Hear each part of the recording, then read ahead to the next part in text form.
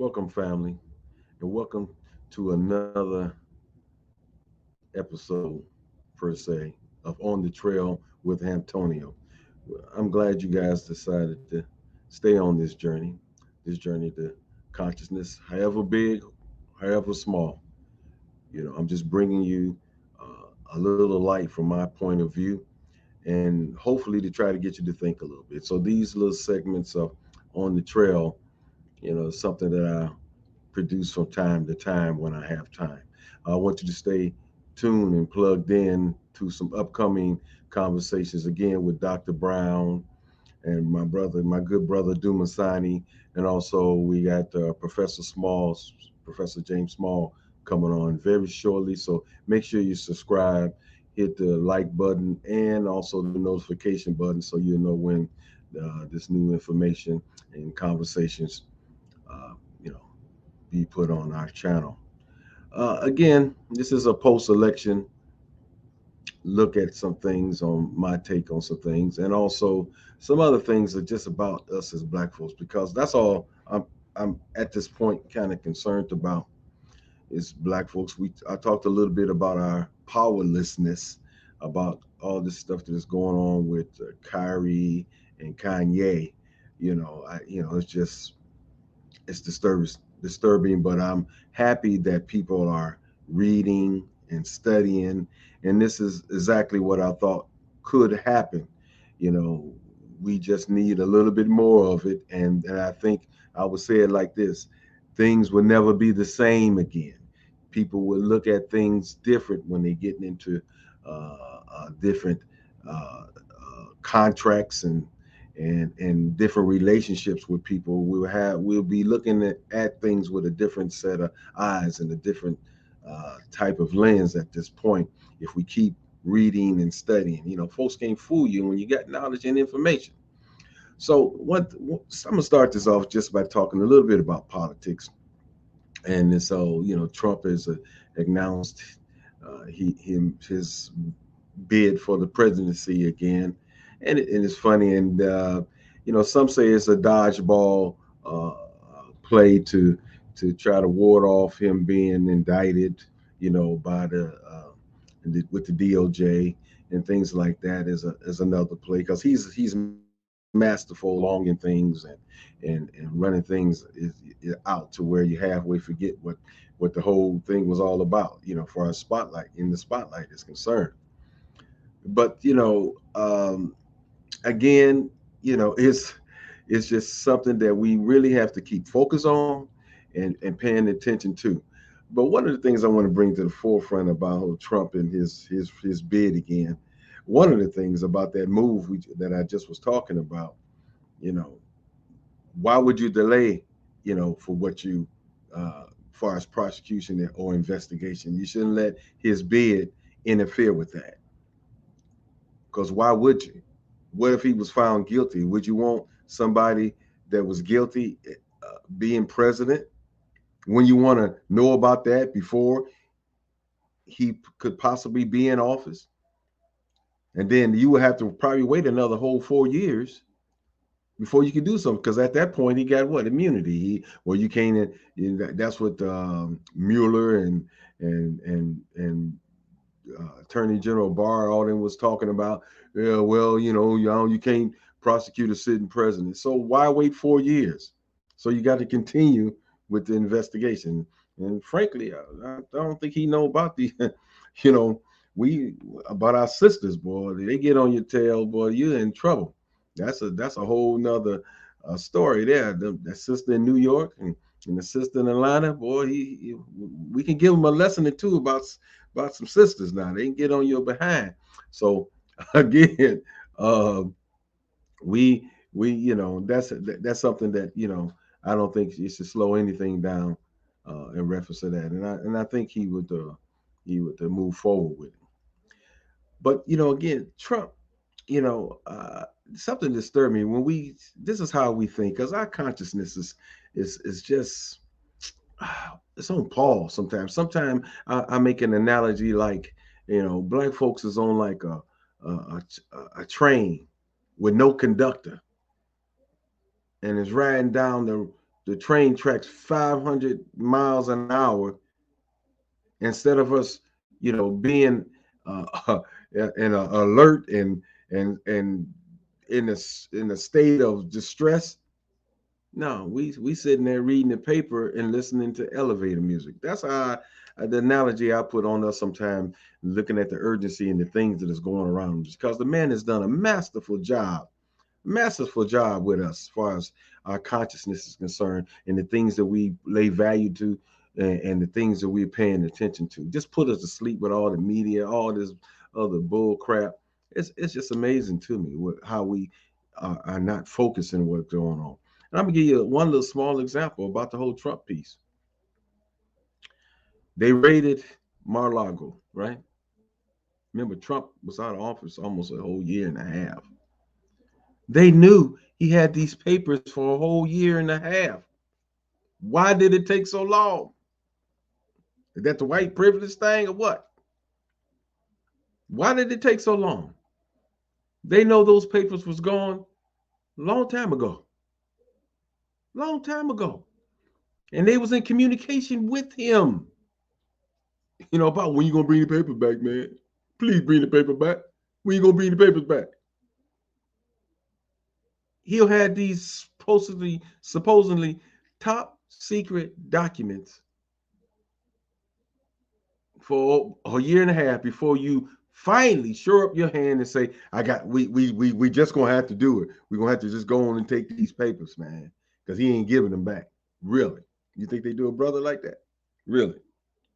That's why I say, man, I talked about, you want fast road to hell or the short road to hell. You see, because America's going to do what it's going to do, and it's going to look after theirs regardless. The powers that be going to look after theirs regardless. You see the slow response. And one thing else I was just thinking about as far as politics is concerned, I think it's very interesting. Looking at the races, you got 100 senators, and I think maybe about 400 or so people at the House. So it's five or so hundred people. How many people in America? What, 300 something million, 400 something million, whatever. How is it that 500 plus people are making the decisions and writing laws, passing laws, and creating laws? This small percentage of people making the decisions for you. What you think about that? Because so many bills come through there as passed that you don't know nothing about. You didn't have a say so in nothing. The American public, that's not democracy. That's not true democracy, or some call it, that's not direct democracy. You want to see the direct democracy? You want to see what that is, what that looks like? Go check out what Gaddafi was doing over in Libya. The same person that they taught you to hate. Black folks. That's what I'm talking to, black folks. Because y'all don't know nothing about Gaddafi, but you hate him because what? The man told you to hate him. He was trying to unite Africa. So when he started talking about his own dollar, putting resources like oil and gold or something behind the gold, his dollar, and uniting the United States of Africa, oh, that was a problem. We had to get rid of him. Well, you guys don't know anything about that. But check out how he was running Libya. This tyrant that they sit up and tell you about. Just go check it out for yourself. The truth about Libya or the truth about Gaddafi. It's on YouTube. You get married, he give you $50,000. Gas was pretty much nothing a gallon. You get a loan, no interest on a loan. If you're sick, it's free medical. And if they couldn't treat you, they'll send you to somewhere else and pay for it. All kind of things like that. And guess what? When it comes to rules and regulation, everybody vote on it. That's called a direct democracy, where the people vote on it. You got five or so hundred people, in the federal government deciding your fate. Just a thought. Just for some for you to think about. Maybe do some research about it. We lower to sleep. Sleep. What else I want you to do? When we had this old problem with we had this pandemic upon us. Now it's a whole lot of that was upon us, and that whole situation, man, just had everybody tripping. We was all locked down and things like that, and people, you had a lot of doctors and scientists that had some problems with the way things was going on in the system. It was a problem, and freedom of speech just went right on out the window. Everybody that had an issue with the jab, guess what? You don't hear nothing about them. I think even California passed a little bill talking about the Misinformation Act or something. If they feel that you put something on here that is they don't think is grounded in facts or data, that's a criminal offense. This is where we going, folks. And all those folks who was opposing, the whole situation, you don't even see them on YouTube anymore. Do that make you think or wonder? Just something to think about, right? Well, I'm here to say I want you to go to Dr. John Campbell's site. I've been watching him for a couple of years now. And for him to be still on, he had to be spot on some things. And he's a lot of times he's quoting facts right from the WHO's website, right from CDC's in his country. He's not in the States. He's from the UK. He's from the outside looking in and telling you what's going on around the world in reference to this whole pandemic situation and the jabs. Check what he's saying out and check out what's going on right at this particular point. That me and my brother, we talked about it. Right now, Dr. John Campbell, you know what he's saying right now? There's excess deaths that they can't explain in the United States, in the UK, in Australia. They can't explain why these extra people are dying. They leave it for you to draw your own conclusion. He does, I think it's called excess deaths in the UK. Go to YouTube and check it out. He'll take you to Parliament in the UK, and they discussing this very thing and come to the conclusion like, hey, some investigations have to be done. Why we're not talking about this? See, that's how I go. See, you'll forget about it. And if folks start falling off in 2-3 years from now, you're not going to connect it to what possibly could have happened. I'll let your mind think about that, what I'm talking about. You see? That's how I go. Put on some championship series or some other stuff. You forget all about making the connection. All I'm saying to you guys is that we have some issues. Pay attention. You can't just believe this the sources that you're getting your information from. We should have learned by now. Have we learned anything from history? You should be looking at this system like you look at a crackhead. Crackhead come giving you something, you're looking at it with a critical eye, looking at where you get that from. What's up with this? That's how we should be looking at everything that's good. That's why everything that you got, everything we have received, far as information is concerned, need to be relooked. I'm talking about your Bible too. Everything. Because people never talk about that, when they had the Council of Nicaea 325 AD and they had several other councils. But guess what? It was a blackout for over 1,000 years before any kind of prophetic writing emerged from that darkness. 1,000 years or more. And we ain't going to get into what was going on in Europe at the time that they supposed to have been inspired to write this particular information. I give people the basic, just to see if they bite on the basic. If paleontologists and anthropologists say the cradle of civilization started in Africa, why it has to start in Africa, go to Europe and come to you? The closest distance between 2 points is a straight line. Why not you go to the source? How well are you about going to the source and check out what your own people had to say about spirituality in the beginning? But we trust in the system and the man so much that we take his word. And how could you take his word for it? Could you imagine how many things and stories that we don't know anything about? Come on, Black Wall Street. Come on, that's just one of many. One of many. Look what they talking about in Alabama. They with the slave ship that they sunk and snuck some more slaves after slavery was prohibited. Look at that. We know nothing about that. Yeah. Look at the Devil's Punch Bowl in Mississippi, Oscarville, Georgia, where they covered the whole place with water, and there's many more. Brownsville, many more. But we so trusting. I mean, that's our nature, and that's how we are. Could it been to our demise? You see, it's we have to really wake up. We really have to do better. We have to do better about ourselves.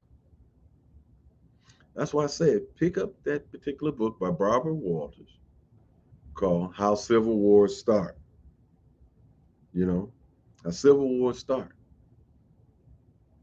Or you can go to her. She do some interviews on YouTube. She talks about the civil unrest and a few other things when people start lining up with political parties based on race and not ideology. Can't you see it here? Not based on people that feel that they're impoverished and they rise up against the oligarchy and and the elite. No, she said that ain't how it starts. When people feel they have an outgoing of power, that's when it's a problem. Do that sound familiar?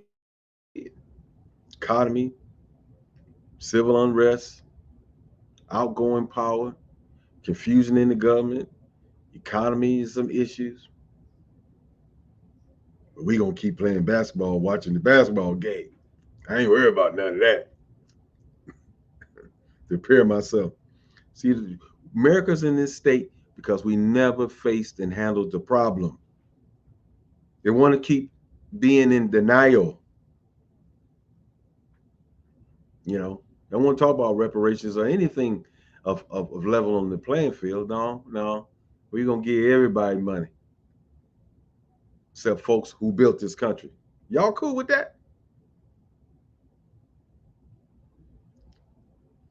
I talked to so many people from the South on how much land that they had out there, and they're still trying, someone's still trying to hold on to it, but so much stolen land, so much stolen property. See, we weren't in the line when it was giving away land. That's why folks feel they can do anything, but they never can face this and confronted this, and this is why we still going through this problem. So the man got a problem with you on every front that they've shown you, even in modern day times. We pay more for this. We the first to get off here. You know, they have doggone registration fees and different things for to get in country clubs and raise it to a dollar amount where we can't afford it. You know, that's just another form of racism. That's all. Some stuff that you can't afford. That's how the system goes. But if they would have handled this a long time ago, we wouldn't have this problem. But we won't turn to our own culture and the things that we was doing before we was brought over here. We won't deal in. I'm gonna give you two quick events, real quick. The stuff that has happened in Haiti. If you was into your history, if you know some things about Haiti and what went down with Haiti, that would make you think, how did these guys that didn't have any high tech weaponry ward off, and kick Napoleon's behind. How did they do that? How did them poor Haitians do that? And what about in Ethiopia when he kicked the Italians behind? And they had airplanes and stuff there. How come we not telling that story? I mean, that's some juju that I would like to know, because I think we can use that right now. Black folks can use whatever it is, whatever system and whatever method they use to whoop that behind. Those only two people or countries that I know of that whoop that behind like that with primitive weapons. Should we be talking about that? What about that kind of information in our school system? Teaching our kids something to be proud of in light of all adversity. These black folks came together and made it happen. What about that? What about telling that story? That I think that'd be something good. We don't understand that Africa's condition is because of these all these outside influences, and we want to turn our nose and look the other way and look down on our brothers and sisters over there and don't have no clue on what's going on. There's so many folks. That's one of the things me and Professor Smalls is going to talk about. All the revolutionaries that were there in Africa fighting. They weren't just at the beach having a good time when we was going through our plight here.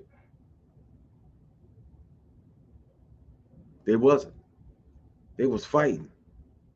And just like the powers that be do, they brought their high-tech weaponry and was killing folks. They've been doing that all in modern day. You wonder why they can't get themselves together, because they kill folks, plot, set up coups. If you don't know that by now, if you're 50, 60 years old and don't know that by now, you're living under a rock somewhere. I ain't to talk about you like that. But you're not paying attention. You're not paying attention, and you just looking at what you see and what you hear. Don't you know by now the television is live vision? Did you know that? You got to do some reading. You got to look outside the belly of the beast to get some information. Try that one time and see what you see. Like I told you before, and I'm glad one of our listeners did look up the Panama Deception, and that'll give you a clue. Go get a book called Confessions of an Economic Hitman, or you can watch it on YouTube.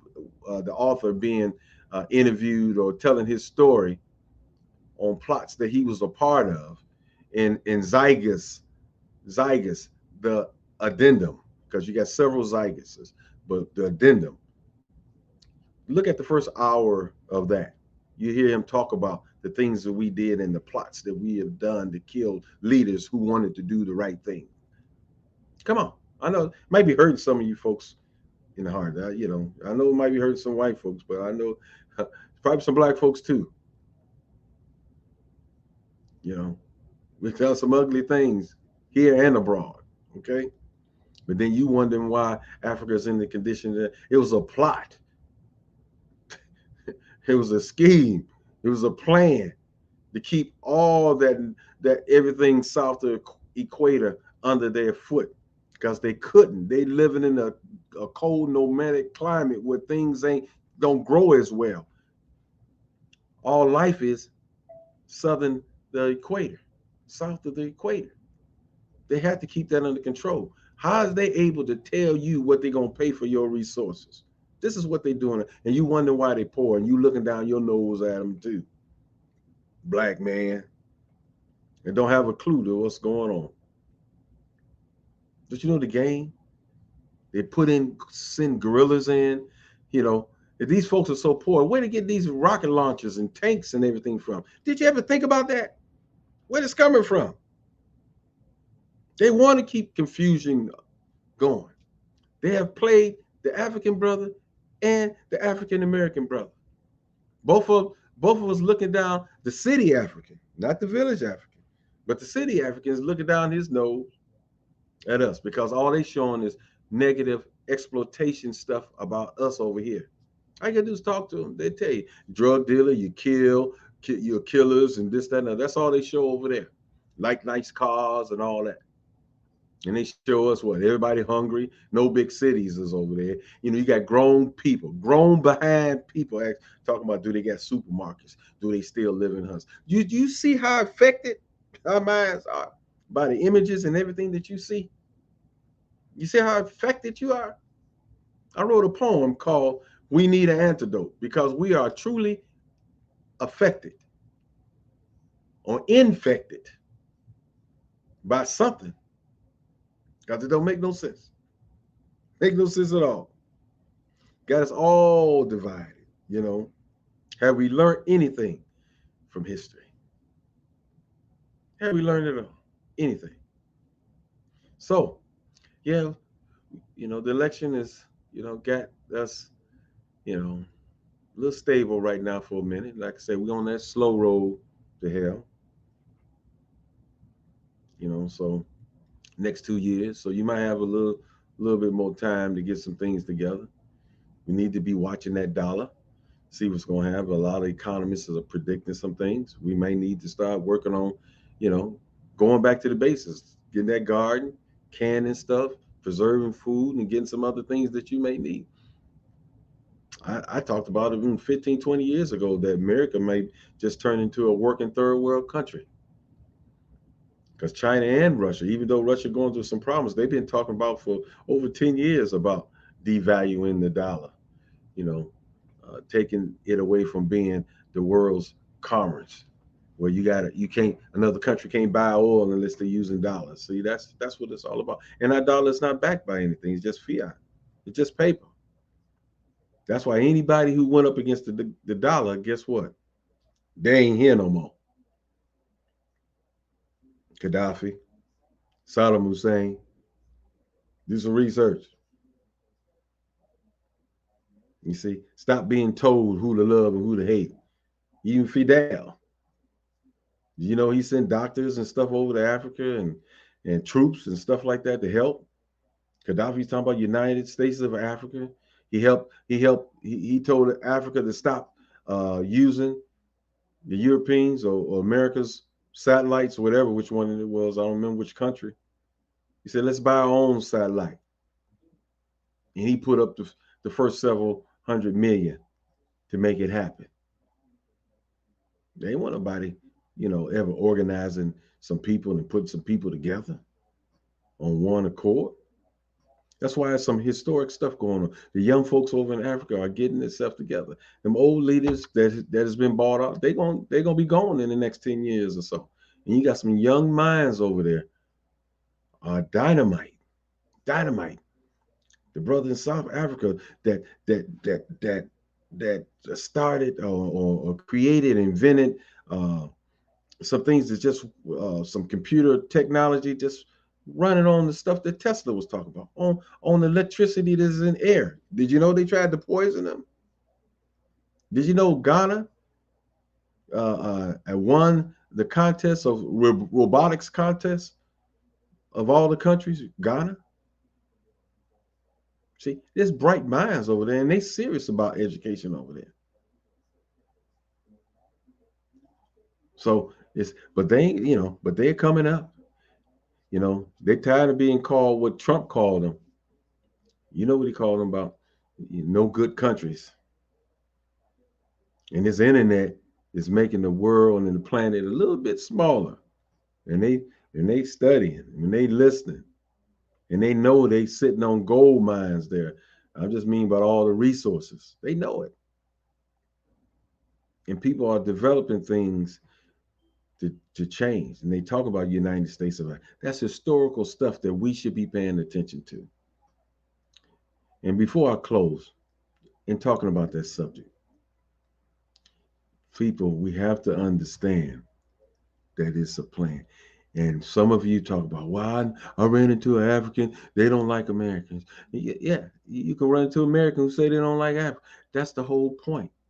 They, most of the Africans that come over here who can afford to come over here, they've been westernized with certain types of indoctrinations. You have to understand that and the things that they see. And a lot of times when they do, or and they are able to come on, it's some Catholic diocese or some other white people that is helping them come over here. What else you think they would think? Based on also what they've been seeing, the type of movies and things like that that they've been seeing. It's all a game, y'all. It's all a game. So in closing, this is an opportunity with that Kyrie and Kanye thing. This is an opportunity for us to really learn and start thinking, and maybe it might cause us to come together and do something. Because you can't just keep getting your butt kicked and getting smacked in the mouth and getting told to sit in the corner because you've been a bad boy. And then you wonder why folks don't respect you. Wow. So, again, I thank you for tuning in. I guess again for me, just something for me to say and get off my chest. And hopefully, you guys got some from this. If you think it's something worth sharing and something talking about, I hope it inspired you to think a little bit. Like I said, look at the Panama Deception, and then also look at a documentary called The Broken Rainbow, and look up Barbara Waters with how civil wars start. And lastly, there's one thing I did want to say tonight. Last thing about we talked about Masano and we talk about the GMO seeds. Africa, you should be learning from our mistakes that we doing. Don't do the same mistakes we did. They convinced them to take those genetically modified in Zimbabwe, genetically modified seeds and use them and give up their own seeds. And they see now the seeds is not bearing each year. Each year they got to go and buy a new set of seeds. And that is so now your food is based on somebody else and how well they like you. If you don't do what they say or do something different, they can cut your supply of seeds off and you go hungry. Don't do the same stuff we do. Somebody, I hope y'all paying attention and listen.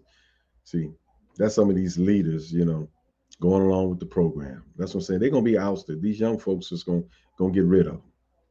So thanks again for tuning in to another episode of On the Trail with Hamptonio. And definitely remember to subscribe. Please subscribe, and so you can keep on the trail on this journey, because we're on this journey together learning. To do what? Take those shackles off our minds. That's what it's all about. So until next time, peace.